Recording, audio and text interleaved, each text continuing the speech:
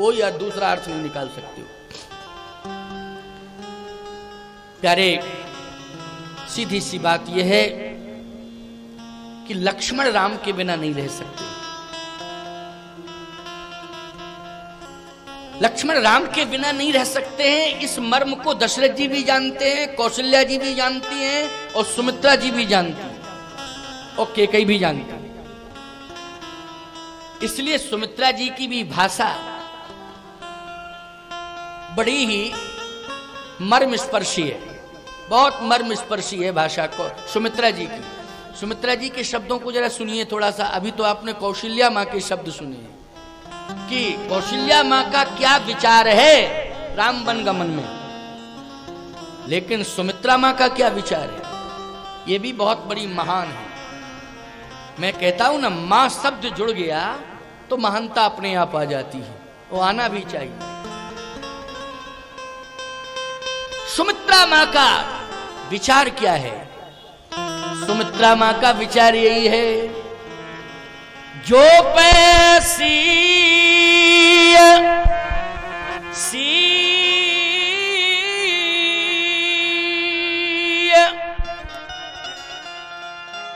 राम बन जाही,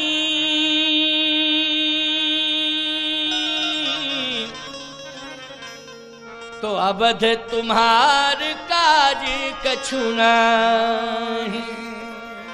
यदि सीताराम जी बन जाते हैं बेटा लक्ष्मण, तो अयोध्या में तुम्हारी कोई जरूरत नहीं है।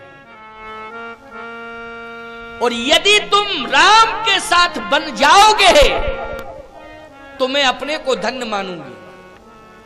पुत्रवती जुवती जग सोई,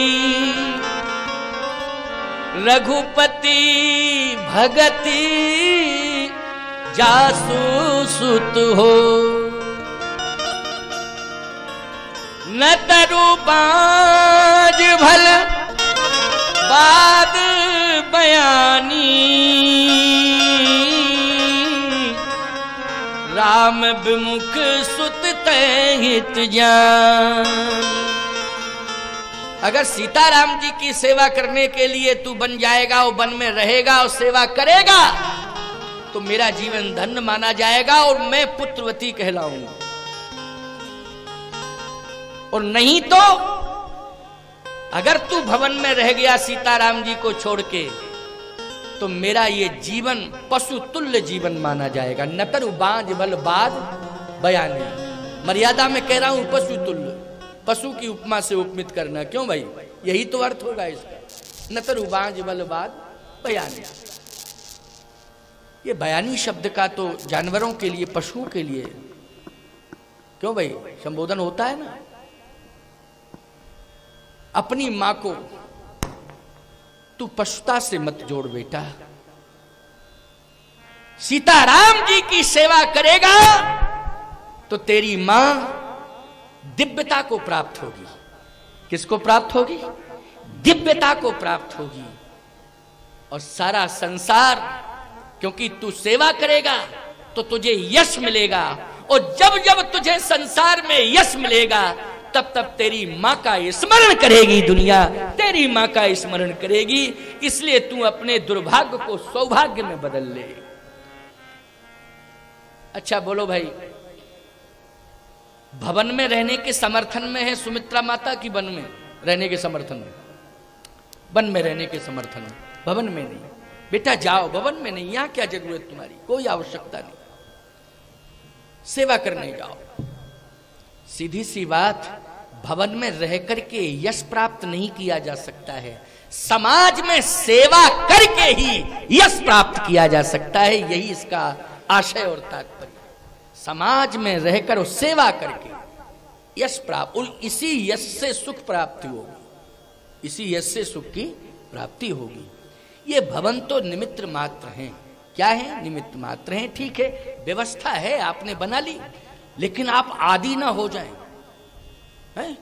अच्छा एक बात और बताएं, सामान्य सी बात है, जब आदमी घर के अंदर ज्यादा रहता है तो समाज में निंदा होने लगती, अरे वो तो घर ही में घुसा रहता है।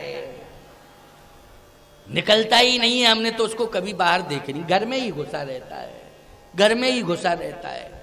इसका मतलब है निंदा का पात्र हो जाता है, निंदा का पात्र हो जाता है। सुविधाएं होनी चाहिए, मैं विरोध नहीं कर रहा हूं, लेकिन सुविधाओं को मूल में मत स्वीकार करो। तुम्हारे जीवन का मूल होना चाहिए सिद्धांत, सिद्धांत मूल होना चाहिए, और सिद्धांतवादी बन जाओगे। क्यों? आपने नाम सुना, इतिहास पढ़ते हो, एक मानसिंह है जो सुविधाओं में रहता था, और एक महाराणा प्रताप हैं जो वन में रहते थे। और मानसिंह कहां रहता था? भवन में रहता था।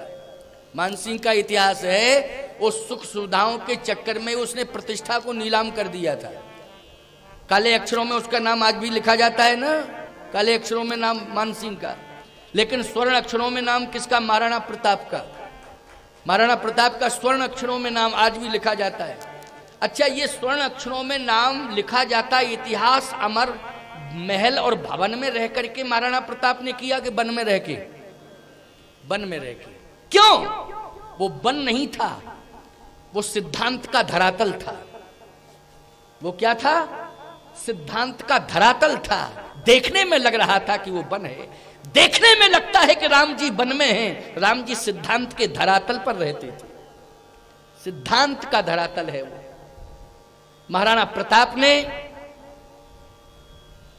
घास की रोटियां खाई, झरनों का पानी पिया, और अकेले नहीं, परिवार के सहित, पत्नी और पुत्र, बोलो साथ में, संतान साथ में, पुत्र भी साथ में, पत्नी, बेटी, बेटा सब साथ में ही थे, पत्नी भी साथ में। इसका मतलब है कि पूरे परिवार ने सिद्धांत के धरातल को स्वीकार किया है, सुविधा के धरातल को स्वीकार नहीं किया है, सिद्धांत के धरातल को स्वीकार किया है। इसलिए मैं कहता हूं भैया, मानसिंह सुविधाओं में रहता था, महाराणा प्रताप सिद्धांत में रहते थे। सुविधा और सिद्धांत का अंतर कितना है? कोई यदि आपसे पूछता है कि सुविधा का रास्ता और सिद्धांत का रास्ता डिफरेंस क्या है, अंतर क्या है, आप बताइए, तो मैं अंतर बता रहा हूं। सुविधा के रास्ते का जो निर्माण होता है वो डल्लब के गद्दे से लेकर के रसगुल्ला, रसमलाई और 56 प्रकार के व्यंजनों तक जाता है। यह है सुविधा का रास्ता। और सिद्धांत का रास्ता अरावली की पहाड़ियों से लेकर के घास की रोटी तक पहुंचता है। यह है सिद्धांत का रास्ता। और जो सिद्धांत के रास्ते पर चलता है वही महान बनता है, उसी का स्वर्ण अक्षरों में इतिहास बनता है, स्वर्ण अक्षरों में इतिहास लिखा जाता है। इसलिए आज कैकेयी जी राम को महान बना रही है और सिद्धांत के धरातल पर खड़ा करने जा रही है। बोलो, ये डिमांड किसकी है? ये डिमांड है कैकेयी मां की। यही सोच है कौशल्या जी की, यही सोच है सुमित्रा जी की, क्योंकि तीनों मां है ना, और मां का मतलब है महान, है ना, महान। उदारता होनी चाहिए, महानता होनी चाहिए। इसलिए आज भगवान राम प्रसन्न होकर के वन की ओर चल दिए। अब भैया थोड़ी सी चर्चा, 5 मिनट का हम समय, क्योंकि आपको हम जब कई घंटे देते हैं तो व्यवस्था के लिए 5 मिनट के समय को जरूर स्वीकार करना चाहिए कि नहीं? ईमानदारी तो यही कहती है ना, स्वीकार अवश्य करना चाहिए। और ये 5 मिनट आप हमारे लिए देते हैं, हम आपको 3 घंटे देते हैं, आप हमको 5 मिनट देते हैं, हम इसी में संतुष्ट हैं। वो आप 3 घंटा में संतुष्ट नहीं हैं लेकिन हम 5 मिनट में संतुष्ट हैं। परंतु अभी आप धैर्यता की चर्चा सुन रहे थे, कितना धैर्यवान है।